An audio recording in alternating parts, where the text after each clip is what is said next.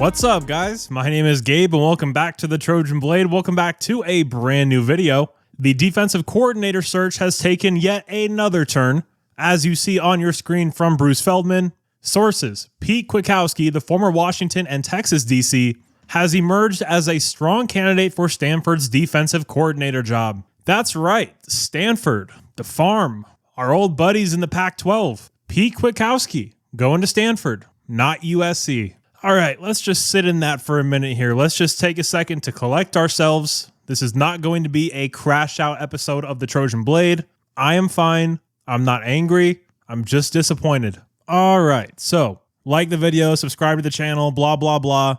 I appreciate you guys being here, but let's just talk about this.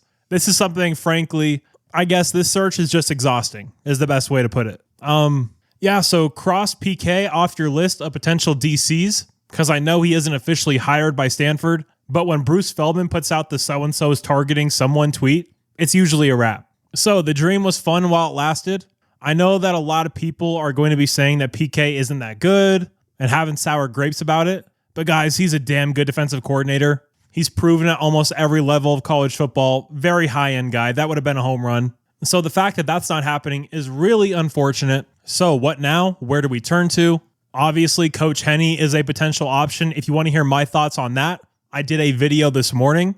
Make sure you watch that video after you're done with this one.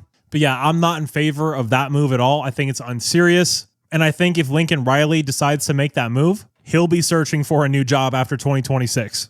So some of the potential names still out there to know. First off, we have Al Golden. He was formerly at Notre Dame with Chad Bowden. Had one of, if not the best defense in the country his last year with the Irish. He then made the move to the Cincinnati Bengals, or the Cincinnati Bungles, as they're known by me as a Browns fan. His defense this year was absolute trash in Cincinnati. The personnel also trash. He did not have a lot to work with at all. If you guys know anything about the Bengals, they don't spend money. They don't pay anybody outside of Joe Burrow and Jamar Chase. So I don't really pin that on him. What he has proven is he's a big-time college coordinator. If you can land Al Golden, first off, branching off that for a minute, there's a lot of talks about the power dynamics inside the building at USC. And obviously, I'm not in there. I have no idea what it actually is. But Chad Bowden is very, very powerful at USC. That much is a fact. And this move would really just continue that sphere of influence that he has in the program. And yeah, Al Golden 100% would be a very, very good hire. You have a guy like Jim Leonard, who's currently in the NFL. Does he want to come back to college and be a DC? You have Ryan Walters up at Washington. He was obviously the DC at Illinois a few years ago, went to Purdue to be the head coach. Didn't go very well there. There's been some links between USC and Arizona State defensive coordinator Brian Ward. Is that a potential option? The Jim Leonard one would obviously be huge. That would be a home run in my opinion. I just don't see it happening. He just doesn't seem like a guy that's going to go back to college to be a defensive coordinator. Now, hopefully I'm wrong about that, because if we somehow land Jim Leonard out of all of this, my God, will the wait have been worth it? That will be celebration worthy.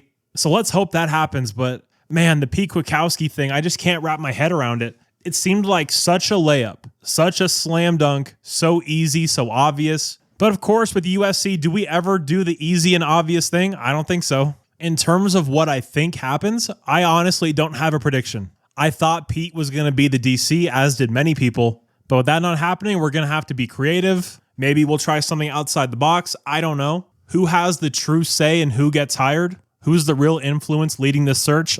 Is it a collective effort? Is it just one person? I don't know that either.